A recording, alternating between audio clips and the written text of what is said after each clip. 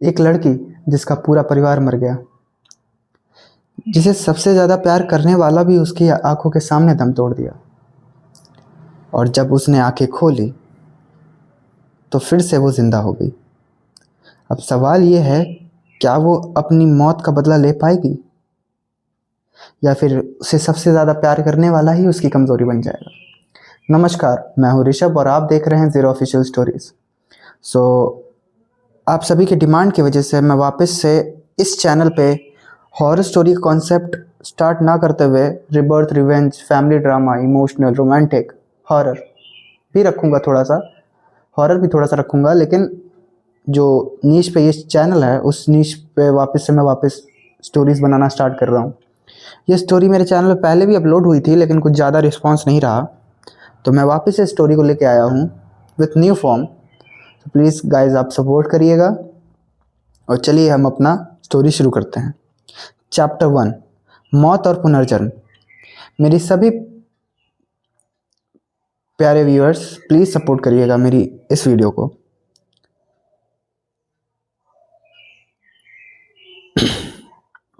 एक छोटे से बेसमेंट में एक लड़की ज़मीन पर अधमरी हालत में पड़ी हुई थी। उसकी हालत देखकर साफ पता चल रहा था कि वह मौत के करीब है। तभी किसी ने उसके चेहरे पर ठंडा पानी डाला। वह कांप उठी और धीरे धीरे अपनी आंखें खोली। मनारा हंसते हुए, कैसी हो मेरी प्यारी बहन? उम्मीद है ज़्यादा दर्द नहीं हो रहा हो। यह आरंभी थी, जिसके हाथ कांप रहे थे। शरीर सुन्न पड़ चुका था, लेकिन उसके दिल का दर्द सबसे ज़्यादा था। आरंभी, क्यों मनारा, तुमने मेरे साथ ऐसा क्यों किया? उसके होठ नीले पड़ चुके थे, शरीर दर्द से तड़प रहा था।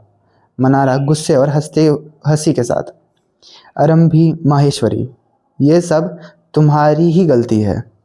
मनारा, अगर तुम मेरे बहकावे में आकर अपने परिवार को नहीं छोड़ती और अपने उस मंगेतर को जो तुम्हें पागलों की तरह प्यार करता था, तो आज तुम यहाँ नहीं होती।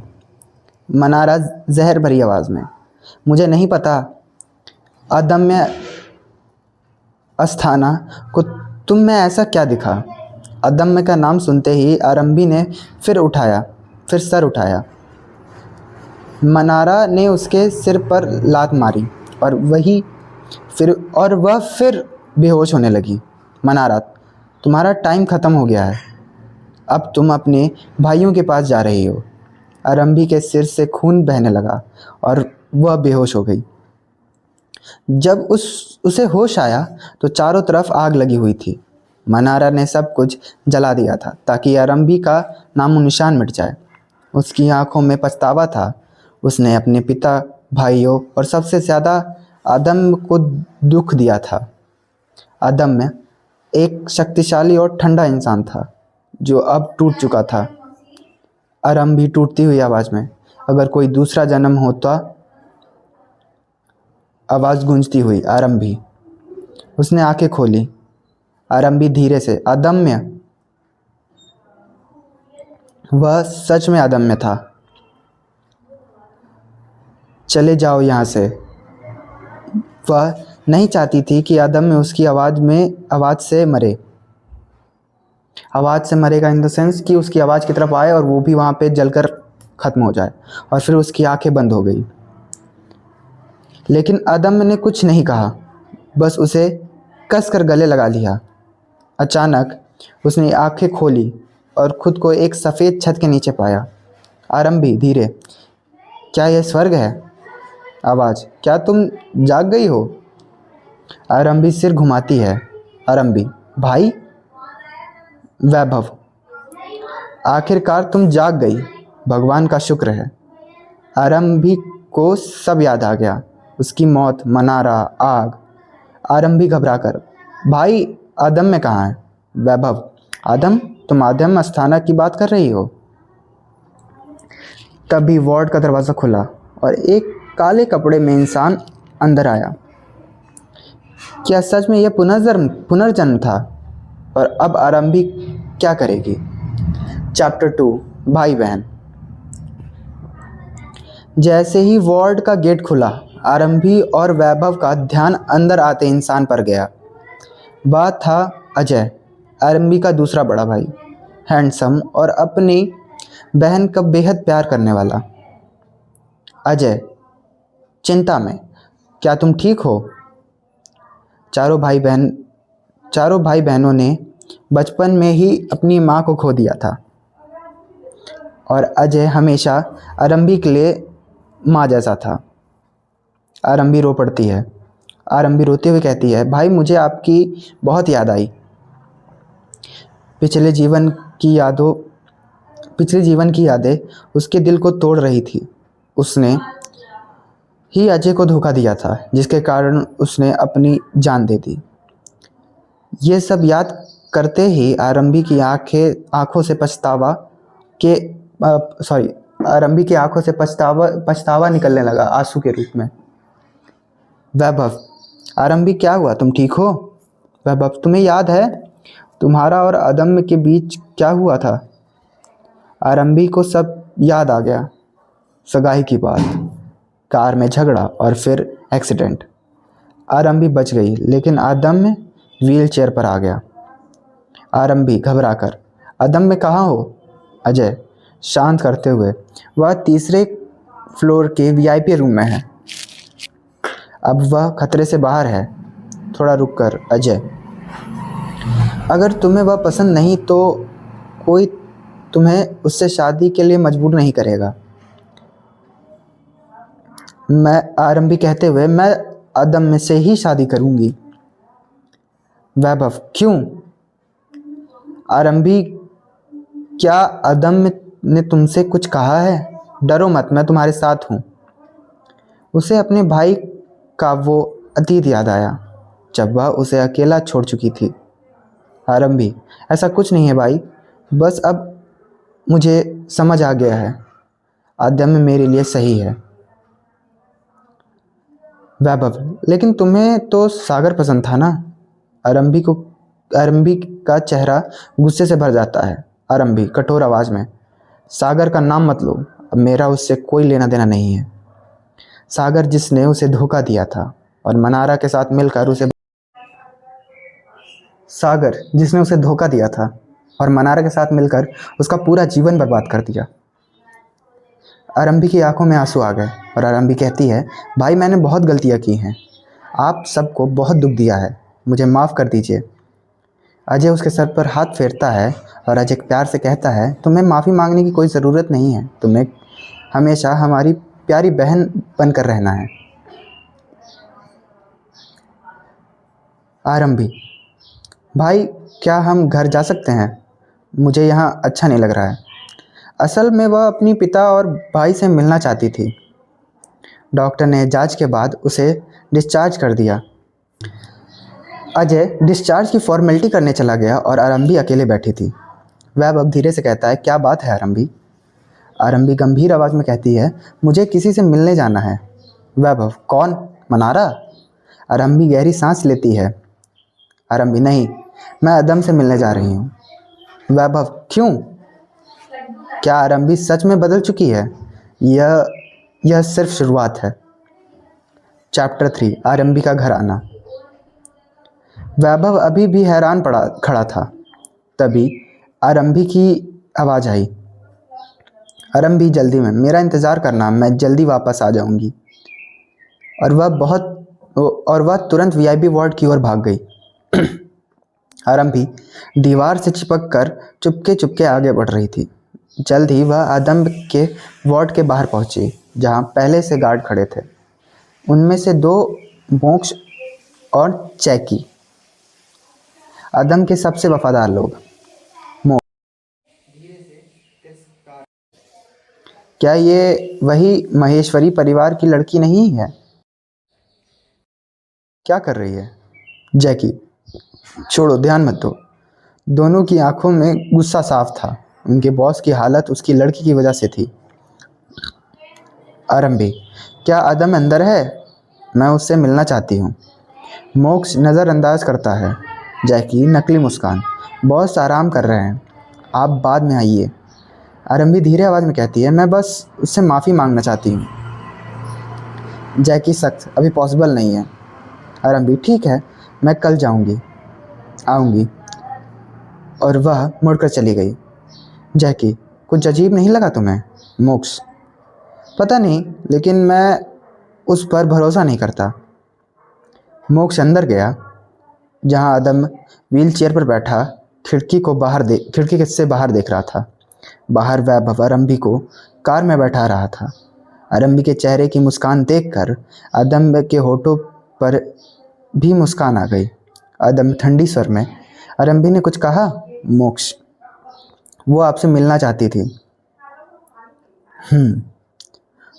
उसे लगा वह रिश्ता ख़त्म करने आई होगी, लेकिन उसके मन में सिर्फ एक ही बात थी, आदम में आरंभी सिर्फ मेरी है। सब माहेश्वरी मैंशन पहुंचते हैं। दूसरी तरफ आरंभी अपने घर माहेश्वरी मैंशन पहुंचती है। उस घर को देखकर उसके दिल में अजीब सी कसक उठी। जतिन, वेलकम मिस माहेश्वरी, आरंभी नर्म आवाज़ में। Thank you Jatin uncle. उसका बदला हुआ व्यवहार सबको हैरान कर रहा था। वैभव, आराम करो, तुम्हें जो चाहिए मुझे बताना। आरंभी, आप अपना काम कीजिए, मैं ठीक हूँ। वैभव, तुमसे ज़्यादा ज़रूरी कुछ नहीं है। आरंभी अपने कमरे में पहुँचती है, लेकिन अंदर का नज़ारा देखकर उसका चेहरा गुस्से से भर गया। हर तरफ सागर की तस्वीरें। ये सब अभी हटाओ, आरंभी कहते हुए। आरंभी, इन सब को जला दो। सब हैरान थे, लेकिन किसी ने सवाल नहीं किया। आरंभी ने खुद को आईने में देखा। वह खुद को पहचान नहीं पा रही थी। कुछ देर बाद वह अपने असली रूप में वापस आ चुकी थी। अंजलि, किसने कहा ये सब साफ करने को? नौकरानी, मुझे मिस माहेश्वरी ने कहा है। अंजलि गुस्से में। आरंभी बाहर आती है। आरंभी ठंडी आवाज़ में, यहाँ क्या हो रहा है? अंजलि चौंक जाती है। अंजलि, तुमने ये सब क्यों किया? आरंभी, तुम एक नौकर हो, अपनी हद में रहो। आरंभी, अपने कपड़े बदलो, ये सब दिखावा बंद करो। अंजलि शॉक होते हुए, क्या? आरंभी, अगर नहीं बदले तो मैं खुद। क्या ये सिर्फ शुरुआत है या अब शुरू होगा असली खेल? चैप्टर 4, परिवार। नौकर हिचकिचा रहे थे। उन्हें साधना के गुस्से का डर था। आरंभी सोफे पर आराम से बैठी थी, पैर पे पैर रखकर। आरंभी, अगर कुछ हुआ तो जिम्मेदारी मेरी होगी। अब इसके कपड़े उतारो। अब किसी ने दया ना दिखाई। अंजलि, जो हमेशा उन्हें तंग करती थी, आज खुद बेबस थी। अंजलि चिल्लाते हुए, बंद करो, तुम्हारी हिम्मत कैसे हुई? लेकिन इस बार कोई नहीं रुका। अंजलि ज़मीन पर गिरती है, रोती है। अंजलि गिड़गिड़ाते हुए, आरंभी, हम बहनों जैसे हैं, उन्हें रोको।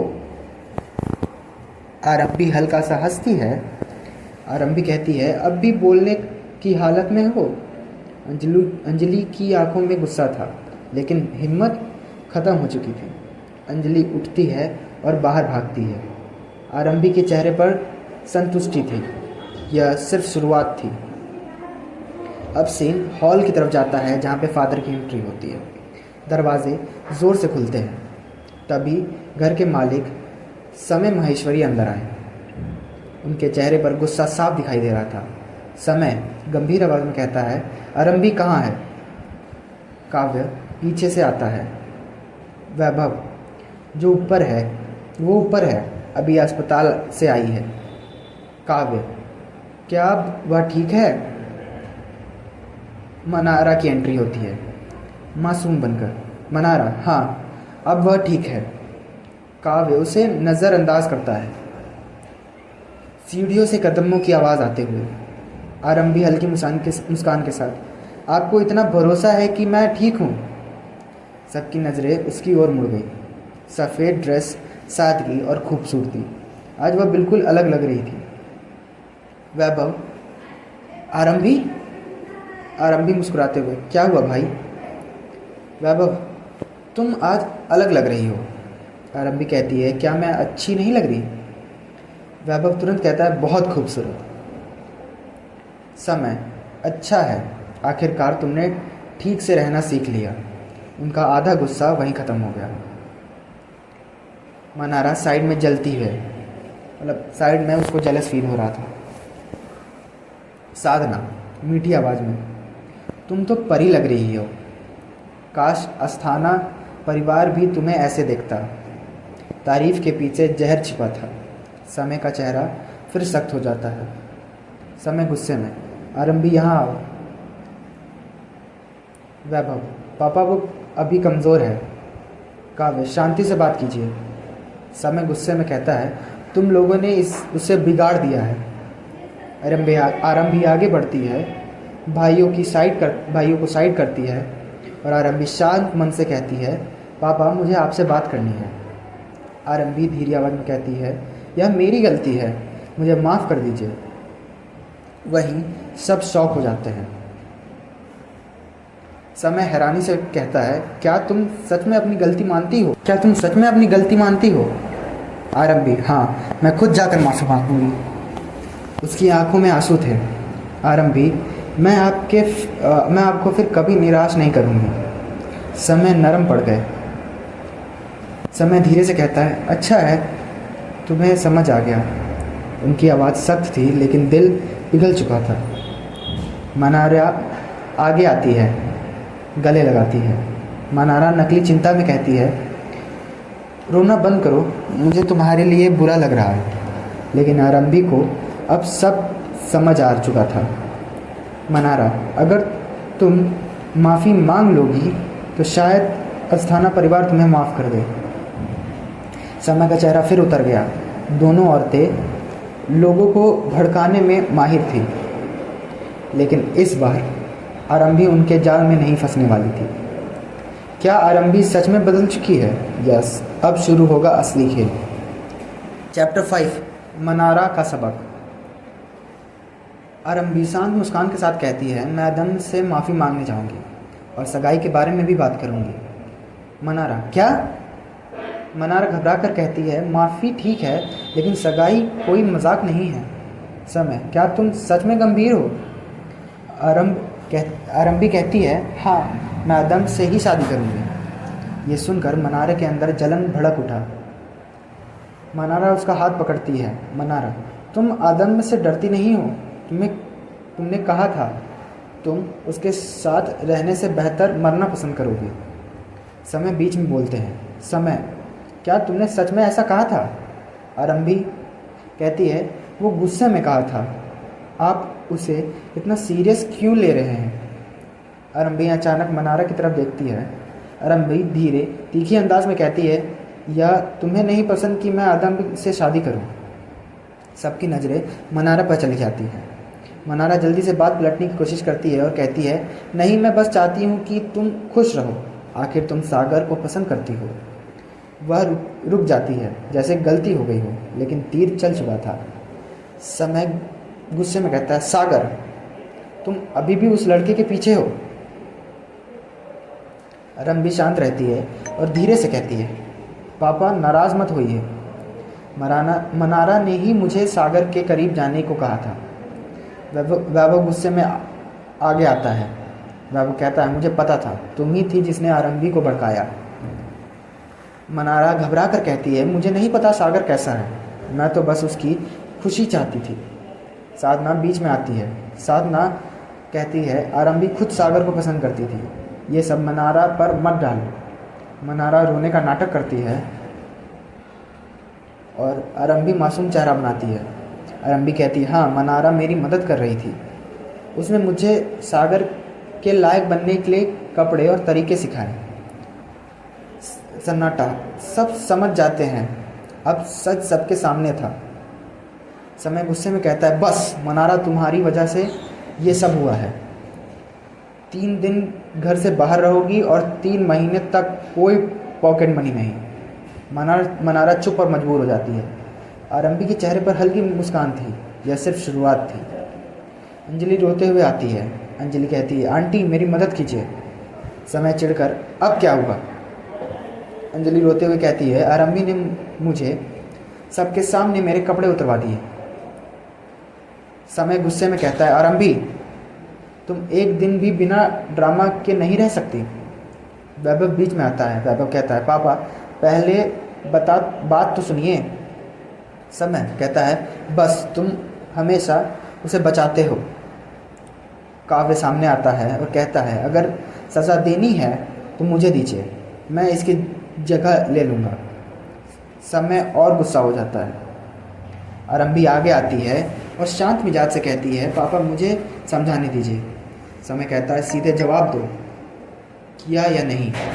आरंभी कहती है, किया, लेकिन साधना ये बहुत गलत है, तुमने हद पार कर दी है। समय थप्पड़ मारने जाता है।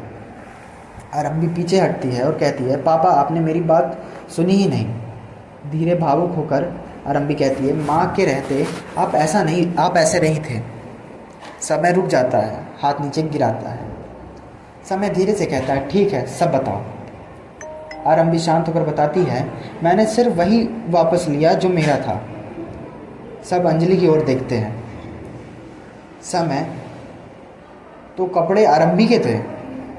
अंजलि जल्दी से कहती है, उसने दिए थे, वापस नहीं ले सकती। आरंभी कट करते हुए ठंडी आवाज़ में कहती है, मैंने अभी बोलना ख़त्म नहीं किया। आरंभी कहती है, मैं मालिक की बेटी हूँ और वो नौकर। आरंभी कहती है, मैंने दिया मेरी मर्ज़ी, वापस लिया मेरी मर्ज़ी। उसने बिना पूछे कई बार मेरे कपड़े लिए और आज बस उसे सबक मिला है। साधना कहती है, बात को यहीं ख़त्म करो। आरंभी कहती है, अगर ऐसा है तो बेहतर होगा अंजलि को यहाँ से भेज दिया जाए। काव्य कहता है, सही कहा, हमें ऐसी नौकर की ज़रूरत नहीं। वैभव भी सिर हिलाता है। अब खेल पूरी तरह पलट चुका था। आरंभी का ये नया रूप क्या सब कुछ बदल देगा? सो ये रही हमारी आज की स्टोरी। ये स्टोरी मैंने जैसे कि स्टार्टिंग बताया कि मैं पहले भी अपलोड कर चुका हूँ, पर कुछ कॉन्सिक्वेंसेस की वजह से मैं आगे नहीं बढ़ पाया, लेकिन अब मैं इसके एपिसोड ला रहा हूँ, वो भी पूरे लाऊंगा। सो प्लीज़ एंड तक अगर आपने देखा है तो आगे भी देखते रहिए, बने रहिए हमारे साथ और जानिए कि आरंभी अब किस मोड़ तक जाएगी, किस हद तक जाएगी। So thanks for watching, please stay tuned and stay connected.